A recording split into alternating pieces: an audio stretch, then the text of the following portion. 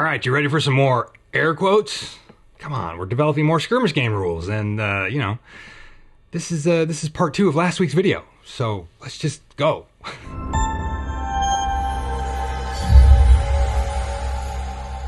Greetings, good humans, and welcome to Tabletop Alchemy, where sometimes we pick up right where we left off from the previous video, and we thank our patrons for supporting this guy right here, Rowan Witchbane. She needs all the support. She needs it all. It's because she takes it all anyway. All right, go on.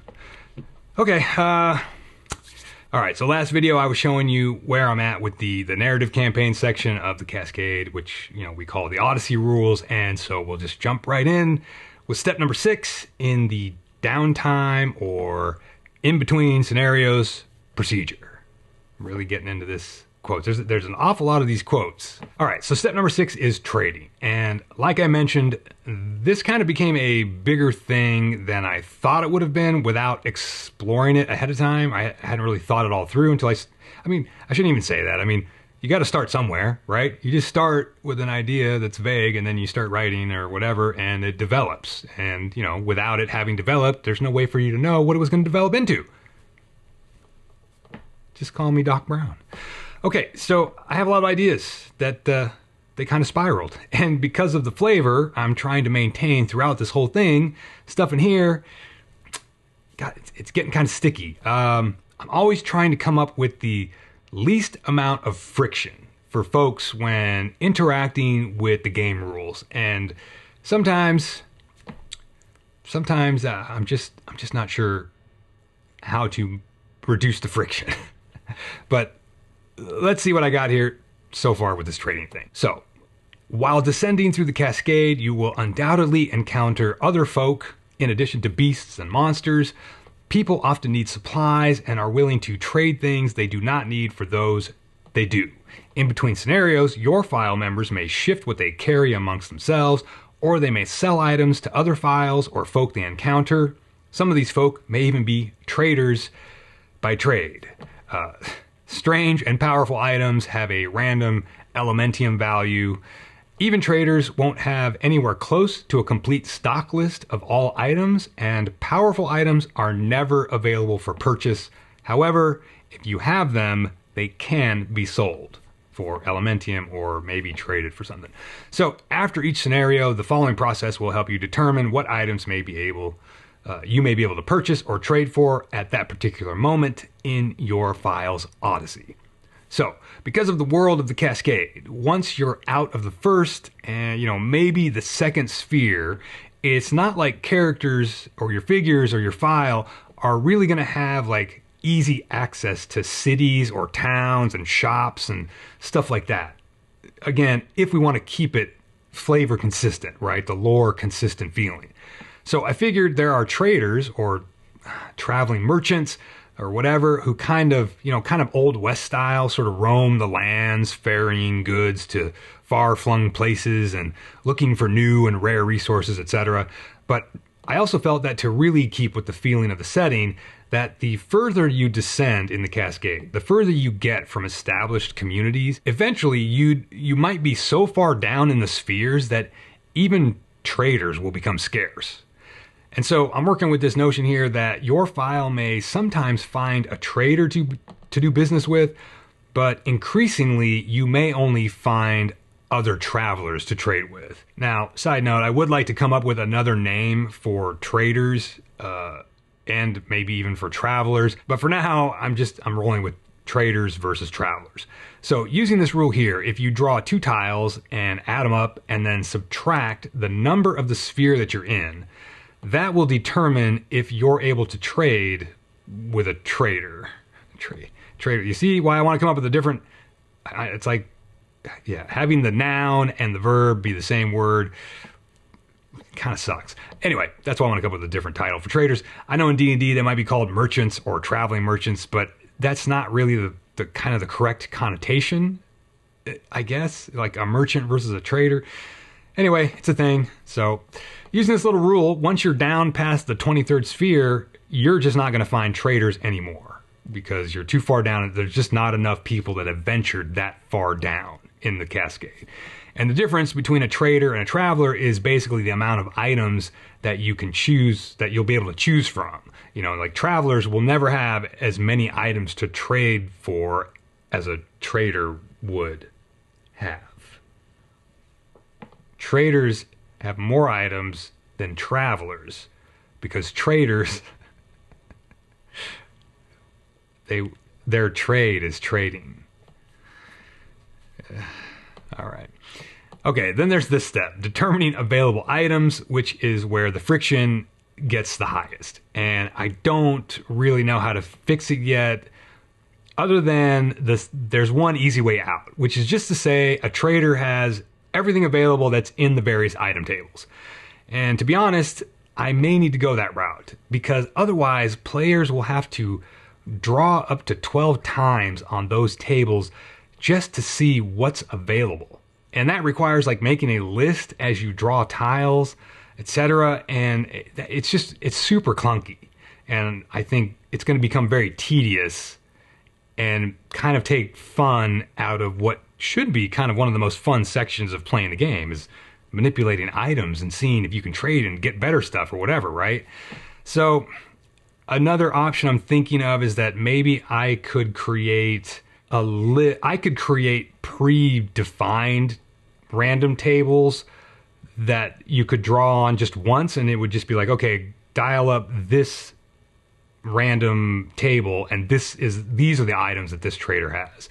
I don't know if that works as well either, but you know, I don't know. I'm not sure. This is one of the trickier areas I've run into.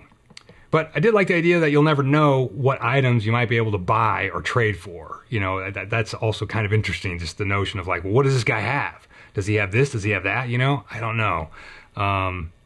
Maybe that's another way I could go, is like, if you're the player and you're looking for a specific item from this trader that you're interacting with, maybe you're just like, I want to know if he's got one of these things. And then you just draw, and then it's you know, is it a 50-50 chance? Is it a 25-75 chance that he's got it or not got it? I don't know. I'm just gonna have to work with these things and just see what happens. We'll see. This is going into the future list. Okay, and then strange items. The availability of strange items is that every time you draw a double, when you're drawing for this random list of items a trader has, if you draw a double, that means they have a strange item. That helps keep the availability of stronger items in the game managed a little bit. And then to make the cost of an item or resource easy, all trading is done by exchanging items you currently have for a new item on a 2-for-1 basis. Strange items, which are just a tier of non-resource, like potion type or you know, grenade type of expendable items, they can be bought for Elementium or traded for on a 2-for-1 basis. Like 2 strange items that you have, you'll give them to the trader and he'll give you 1 strange item in exchange. And you can also sell your strange items for Elementium as well. There would be like sort of a random fixed amount, a fixed way to generate a random amount of what a particular item is worth at the moment that you want to trade or sell it for. That's a pretty easy thing to do. Then there's a step to remind folks to basically keep track of the load rating on each character to make sure players are, you know, keeping an eye on how much stuff their guys are carrying. You know, we don't want there to be any illegal calls going on. Hey, that guy can't carry 15 grenades. I know it, it's in the rules. He's overloaded. Like I said, it's all a bit clunky and involved, but it's definitely a core part of the narrative campaign process. So I got to put some more work into it and you know, play test it and stuff like that, which, you know, I will do in the future.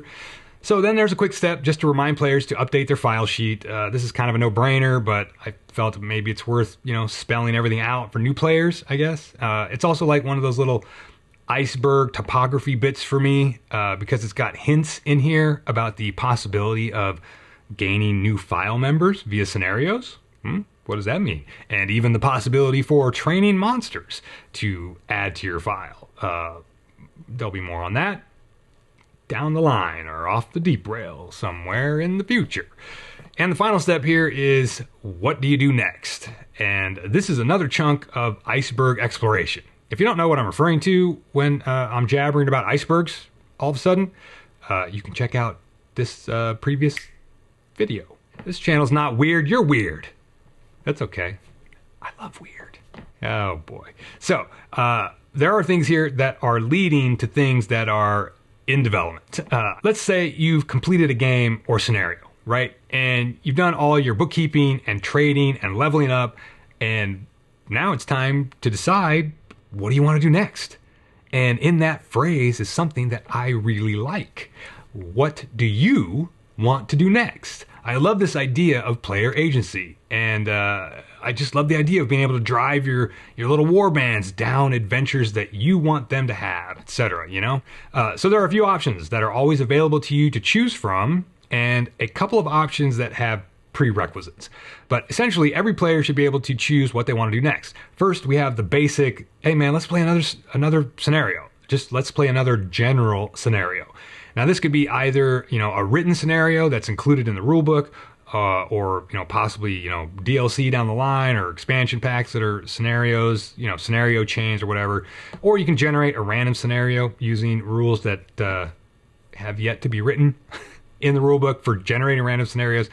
And a general scenario will award sphere traversal mileage, which will get you closer to the prerequisite for finding a transmigration gate. And of course, you know, you'll get there's all the other general XP and scenario specific XP that you can gain from playing general scenarios.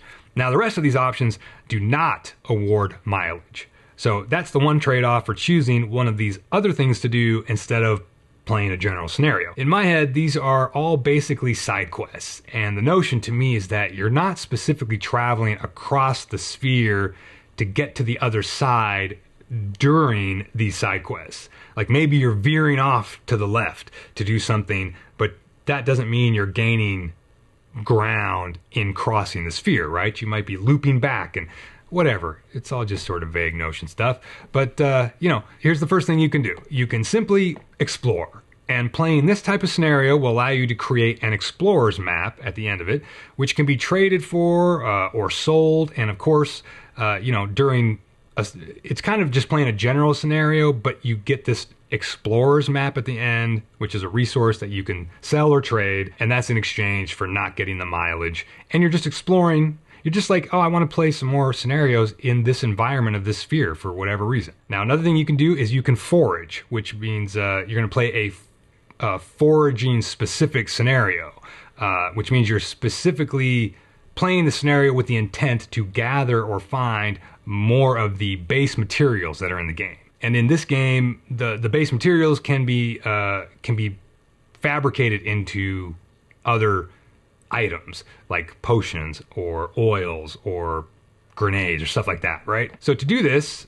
meaning to look for something specific or to guarantee a specific resource, you'll have to have found or traded for a trace, which in story terms is like, you know, some information that would lead to finding an ore deposit or a crop of certain plants, you know, stuff like that. Now, of course, you could always just play a random foraging scenario, which means you don't know what materials you're going to find, but when you do find them, you're going to find twice as many, or you'll find more than you would find in a normal cache, is essentially. But I haven't written the rules for these yet, so, you know, I haven't nailed down the numbers. That's coming. Anyway, you can go on a monster hunt. Either just head out hunting random monsters and see what you find, or if you found monster tracks, let me do that correctly. If you have found monster tracks, you can hunt a specific monster of your choosing. Now, I'm using the term monster here to just fully encapsulate basically any kind of beast or creature that will be in the bestiary type of thing in the book. Now, monsters will be able to drop certain resources, and some of them will be able to be captured and trained. Captured and trained means you can add them to your file and they become actionable or playable figures on the table. And then to facilitate the ability to secure a specific powerful item that you may want, but you might find it very hard to come by due to the rarity of it in the random item tables, you can go on an item quest. And if you have found a relic, you'll be able to guarantee finding that particular item that you want. if you survive, the scenarios, of course, and succeed in whatever the scenarios require you to do. You can also go on an item quest without a relic, just like the other 2 quests, the monsters and the foraging quest. You can go onto that item quest without a relic, and then you'll just be finding a random powerful item, which you can, either use or sell it or trade it or whatever.